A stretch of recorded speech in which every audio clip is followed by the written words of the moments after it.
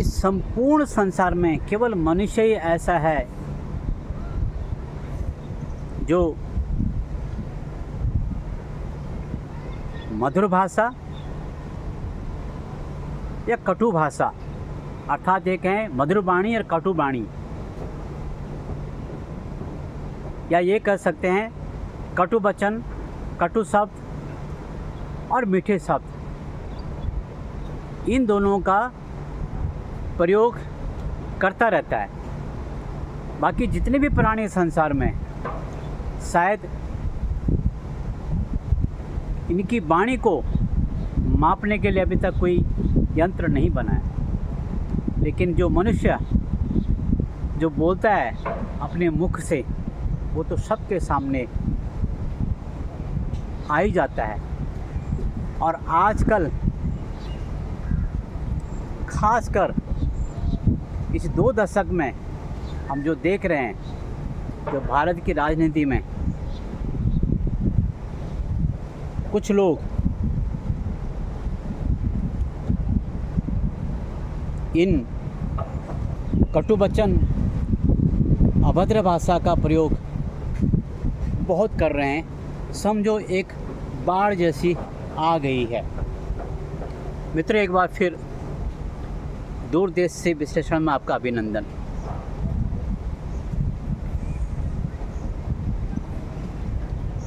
वो कहते हैं ना, भैंस के सींग हैं भिड़ाने दे रे बाबा। क्या भैंस के सींग हैं भिड़ाने दे रे बाबा। खैर, इसका अर्थ और भावार्थ आपको थोड़ा आगे जाके मैं समझाऊंगा, लेकिन आपने देखा होगा हमारे देश के कुछ नेता जो अपने आप को जनता का प्रतिनिधित्व करने वाले चेहरा समझते हैं, उनकी वाणी में कोई विराम नहीं है। कहीं भी कुछ भी उनके मुख से शब्दों की बौछार ऐसी होती है, और शब्द अच्छे नहीं, सुनने वाले के दिल को छेद करके दूर आगे जाके भी उसमें पीड़ादायक होती है। इस प्रकार की ये वचन की बौछार ये करने लगे हैं। न जाने क्यों ऐसा हो रहा है। या तो ये अपने व्यक्तिगत लाभ के लिए, या फिर राजनीतिक लाभ के लिए, या फिर सुर्खियों में, समाचारों में आपकी पहचान बनाना चाहते हैं। और इनकी पहचान तभी होती है जब ये अभद्र भाषा का प्रयोग करते हैं, वो भी किसी दूसरे समाज के लिए, किसी दूसरे व्यक्ति के लिए, या किसी दूसरे धर्म के लिए। एक बाढ़ से आ गई है। आप उत्तर से दक्षिण में जाइए और दक्षिण से उत्तर फिर वापस आइए, या पूरब से पश्चिम जाइए फिर पश्चिम से पूरब आइए।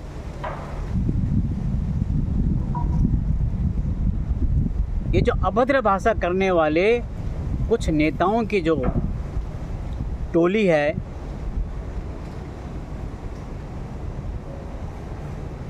इनकी भाषा ने ऐसा प्रहार किया हुआ है कि लोग काफ़ी दुखी हैं।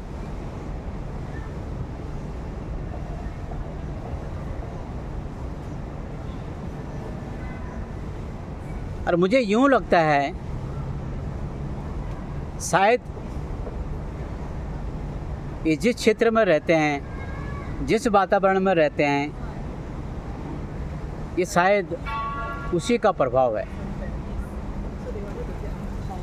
उसी प्रभाव के चलते हुए ये किसी के लिए भी कुछ भी आप शब्द बोल देते हैं, कुछ भी कटु वचन बोल देते हैं। सज्जन से सज्जन आदमी को भी ये अपनी वाणी से मार देते हैं, और दुर्जन से दुर्जन आदमी की तो बात ही क्या है। खैर,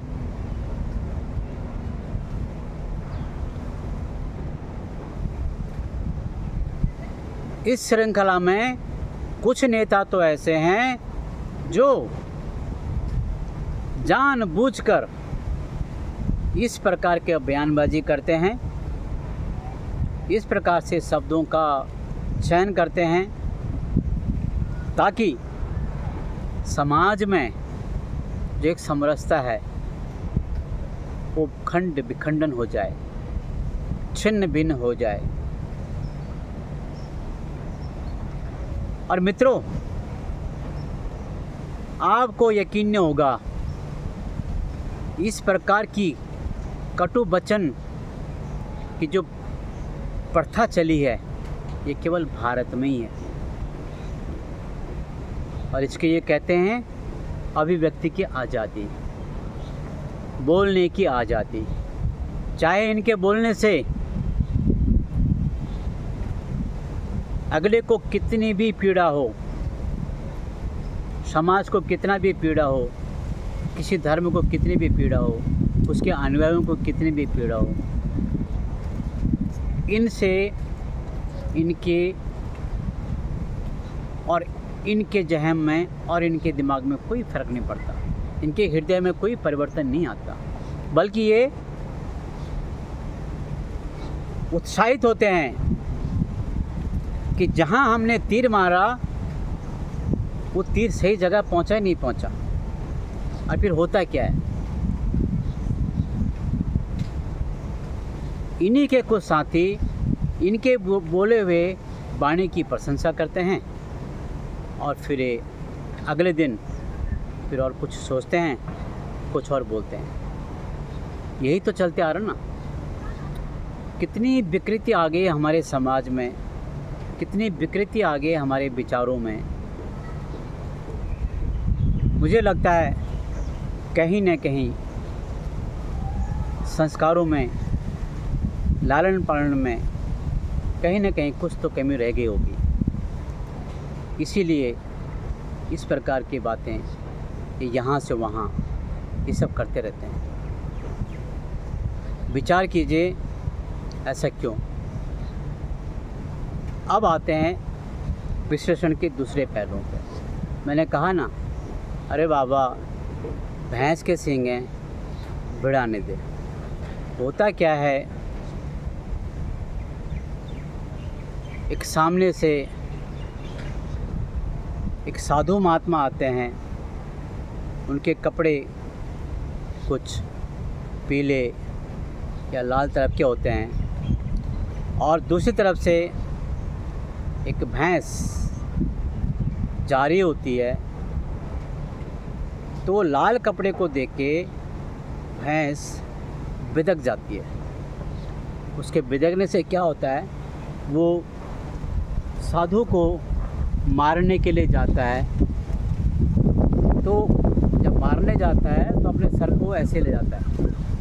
होता क्या है, साधु बच नहीं पाता, और साधु जो भैंस के जो सींग हैं उनके बीच में फंस जाता है। जब फंस जाता है तो जो भैंस है उसको दीवार के सहारे उसको धकेलती है और खूब मारती है, लेकिन जो साधु है वो तो दोनों सींगों के बीच में फंस गया ना, तो उसको चोट लग नहीं रही है। तो उधर से कोई गांव वाले आए, उन्होंने बोला अरे साधु को मार दिया है, बाबा मर जाएगा, इस भैंस को रोको। तो साधु कहते हैं नहीं नहीं, कुछ मत करिए, भैंस के सींग हैं, भिड़ाने दो। जब काफ़ी समय हो गया, भैंस ने सोचा ये मर नहीं रहा है, इसको चोट नहीं लग रही है। आखिर में भैंस ने लड़ना भिड़ना छोड़ दिया और साधु वहाँ से बच निकला। तो ऐसे ही मैं ये कहूँगा, जो इस प्रकार के लोग हैं, जो ये अपशब्द बोल रहे हैं, कुबाणी बोल रहे हैं, कुबोली बोल रहे हैं, जिनके लिए बोल रहे हैं, आप भी शांत रहिए, धीरज रखिए।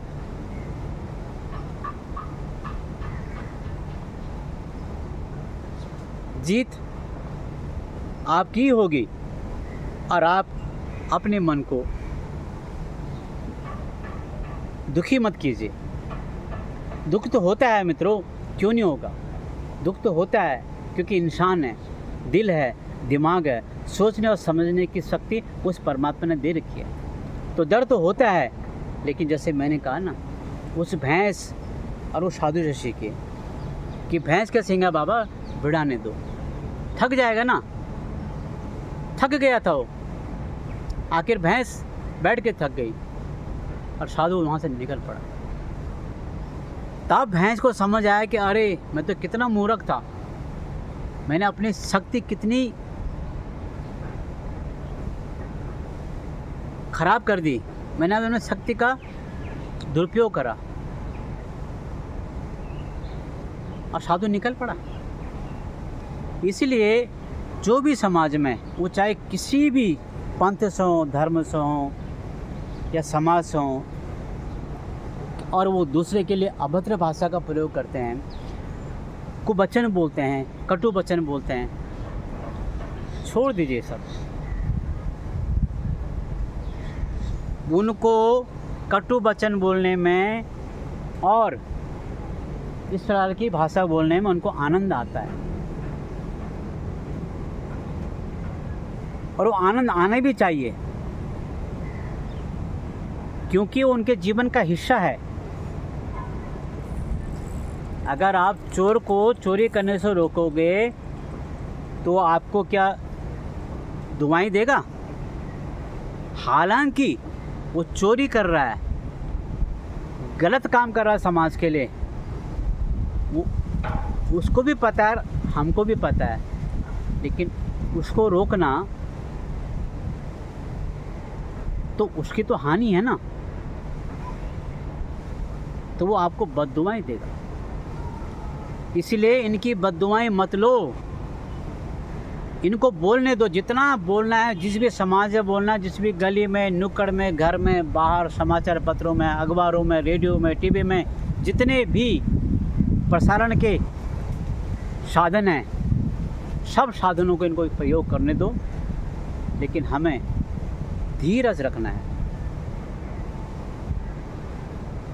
देखा है ना, वृक्ष, धूप हो, गर्मी हो, बारिश हो, बर्फ़ गिर रही है, उसमें चिड़ियाँ हैं, पक्षियाँ हैं, टहनी तोड़ रहे हैं, क्या क्या नहीं होता है, लेकिन वो अपनी जगह है। उसका काम क्या है? शीतलता देना, पशु और पक्षियों को आशियाना देना, चलते राहगीर को छाया में बिठाना, और तो और धरती माता से पानी का शोषण करके, पानी का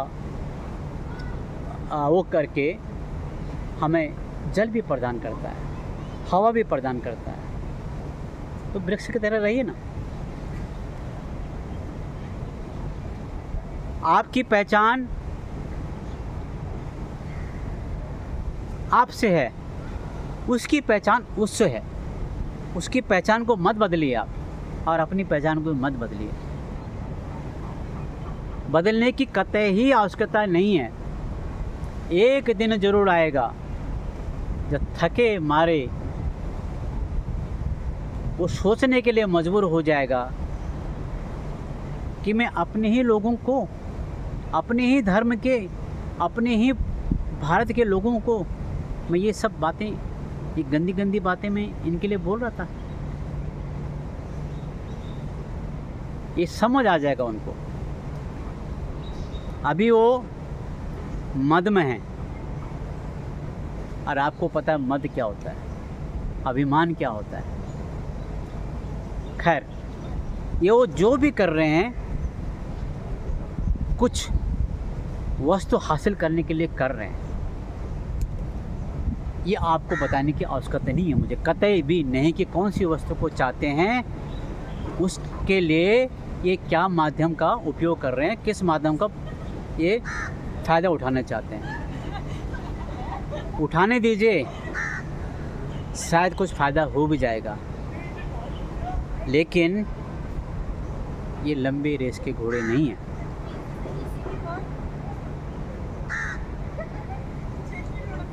ये ज़्यादा दिन तक चलने वाले नहीं हैं।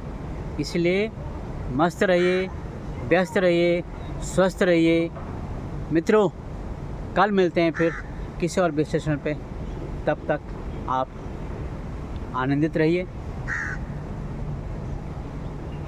और आज ईद है, ईद मनाइए, खुशियाँ बांटिए, खुश रहिए, समाज में सौहार्द बांटिए, ईद की सेवइयाँ बांटिए। नमस्कार।